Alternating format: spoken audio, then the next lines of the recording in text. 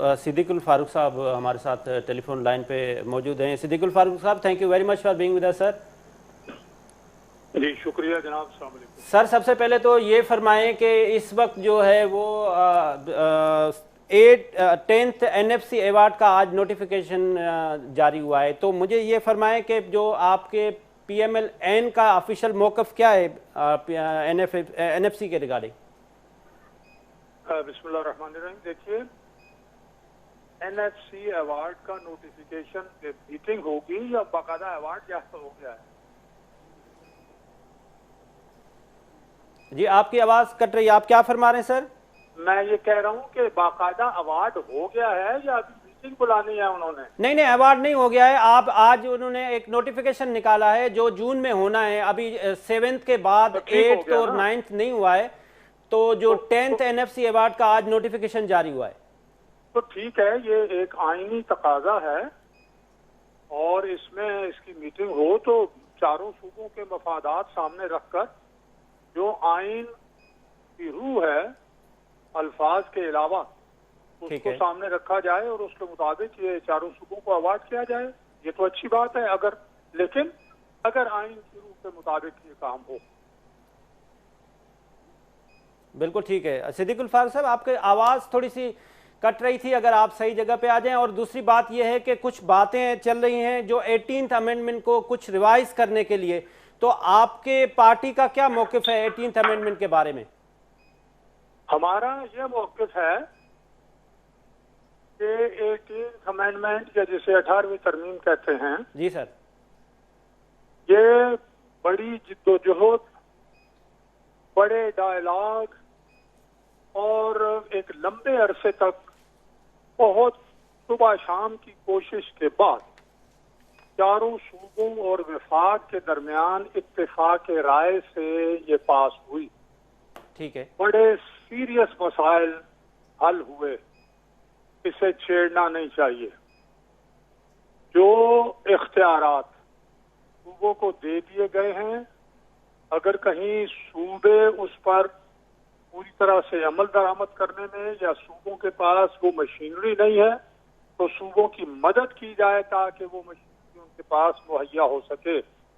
लेकिन जो मिनिस्ट्रियां सूबों को दे दी गई हैं वो अब भी मरकज में हैं, तो ये गैर आईनी काम है, ये नहीं होना चाहिए।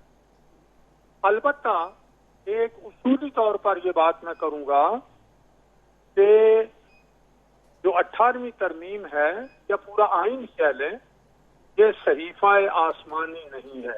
ठीक है, ये एक मुकद्दस दस्तावेज है और फेडरेशन, पाकिस्तान की फेडरेशन और चारों इकाइयां जो हैं उनकी जो सोच समझ और उनके मफादात के तहफ़्फ़ुज़ की एक ये तर्जुमान दस्तावेज है। अगर इसमें कोई तरमीम करनी है तो फिर कौमी इत्तेफाक राय पैदा किया जाए। ये नहीं है कि आज PTI और इमरान खान को कोई जरूरत पड़ गई है कि जी हमारे फंड कम है, फंड ज्यादा होने चाहिए तो हम तरमीम कर दें, ये बात नहीं। कोई ऐसा इशू हो संगीन जिसे चारों इकाइयां भी, चारों सूबे भी महसूस करें कि हाँ ये मसला है, या विफाक बहुत संगीन किसी मसले को समझता है कि इसका हल जरूरी है। आप बिल्कुल बजा फरमा रहे हैं, को एतमाद मिले।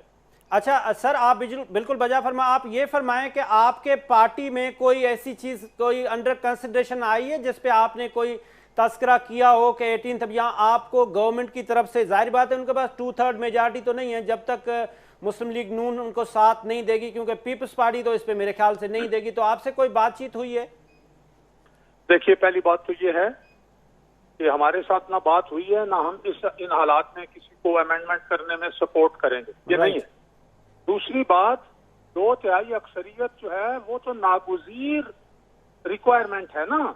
जी सर, लेकिन आइन में तरमीम या कुछ इस तरह के ऐसे मामलात जो कौमी जिनमें मफादात हों, जिनमें दूरियां बढ़ने का इम्कान हो, अगर आप इत्तफाक राय ना हासिल करें तो फिर 2/3 अक्सरियत, अगरचे एक टेक्निकल जरूरत तो है, लेकिन 2/3 अक्सरियत से भी मेरे नजदीक तरमीम नहीं करनी चाहिए। मैं ये समझता हूँ कि इससे पहले ये लोग अगर कुछ करना चाहते हैं तो तमाम पार्टियों को बुलाएं, बिठाएं जो पार्लियामेंट में हैं और पार्लियामेंट में नहीं उन्हें भी बुला लें और एक राय ले लें सबका कि सब क्या चाहते हैं, क्या कहते हैं। लेकिन अगर सूबे जो हैं वो नहीं मान रहे तो फिर कभी विफाक को तरमीम को आइन को छेड़ना नहीं चाहिए। राइट। अच्छा सर, ये फरमाएं कि इस वक्त जो ये दुनिया इस पेंडेमिक में से फंस गई है, जिस तरह से पाकिस्तान भी है, फिर आपकी पार्टी का बहुत जोर शोर से मौक़िफ़ था कि इजलास बुलाना चाहिए। गवर्नमेंट ने इजलास बुलाया तो फिर अपोजिशन लीडर तशरीफ नहीं लाए, तो ना तो हाउस ऑफ लीडर तशरीफ लाए ना अपोजिशन लीडर तशरीफ लाए। तो कल जो इजलास हुआ उससे आपने क्या नतीजा निकाला, कोई रिजल्ट आया? देखिए, हमारे पार्टी में बड़े बड़े स्टालवर्ट हैं। ये साबिक वजीर आजम शाहिद खाकान हैं, वो वजीर आजम रहे हैं, बिल्कुल ठीक, वो मौजूद हैं। ख्वाजा आसिफ मौजूद हैं, हमारी पार्टी के जनरल सेक्रेटरी एहसन इकबाल मौजूद हैं, ये सब मौजूद हैं। और पार्लियामेंट में हमारे राजा जफरुल हक साहब मौजूद हैं। बड़े बड़े लीडर हैं भाई।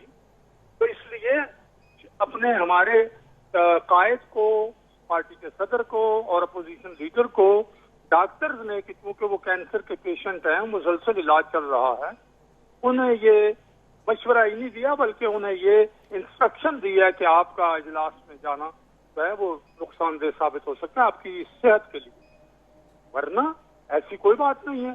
तो उनका मशवरा, उनकी राय मौजूद है, पार्टी हमारी उसमें शामिल हो रही है। रह गई बात कोरोना की, तो कोरोना में तो और उसके अलावा भी ये हुकूमत, बिलखुसूस इमरान खान और उसके करीबी लोग तो बिल्कुल कंफ्यूज हैं। सही, मुजस्सम कंफ्यूजन है, यानी इन्हें कोई काम आता ही नहीं है।